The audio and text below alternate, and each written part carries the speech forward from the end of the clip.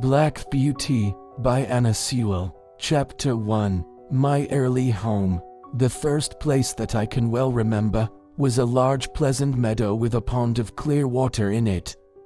Some shady trees leaned over it, and rushes and water lilies grew at the deep end.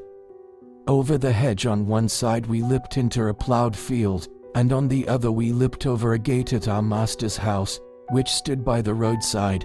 At the top of the meadow was a plantation of fir trees, and at the bottom a running brook overhung by a steep bank.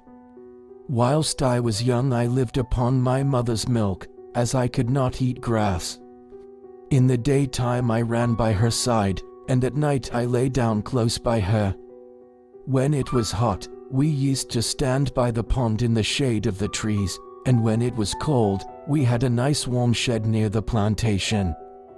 As soon as I was old enough to eat grass, my mother used to go out to work in the daytime, and came back in the evening. There were 6 young colts in the meadow beside me.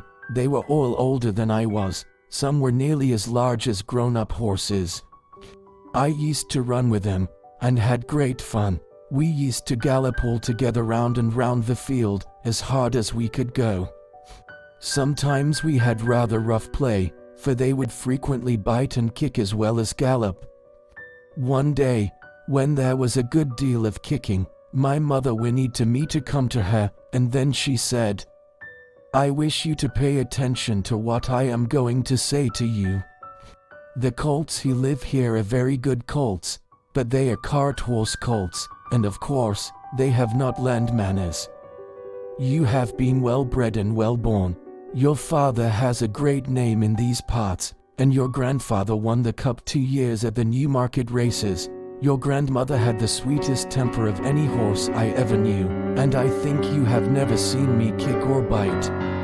I hope you will grow up gentle and good, and never learn bad ways. Do your work with a good will, lift your feet up well when you trot, and never bite or kick even in play."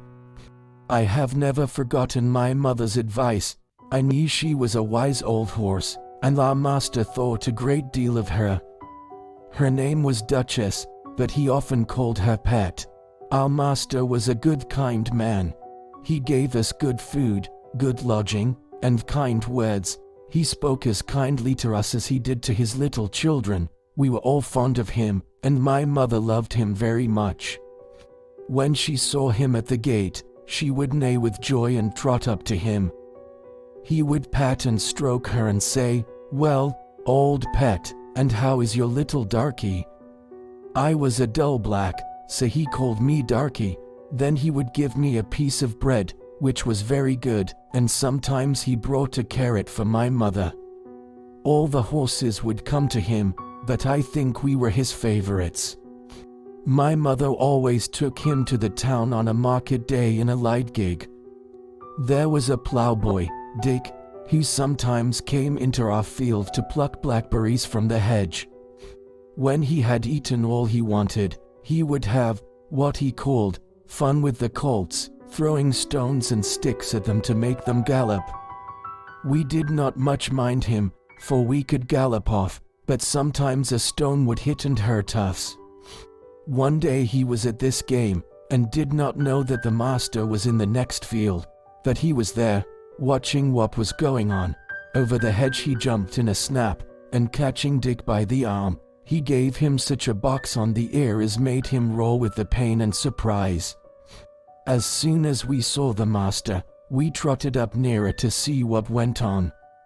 "Bad boy," he said, "bad boy, to chase the colts. This is not the first time, nor the second, but it shall be the last. There, take your money and go home. I shall not want you on my farm again."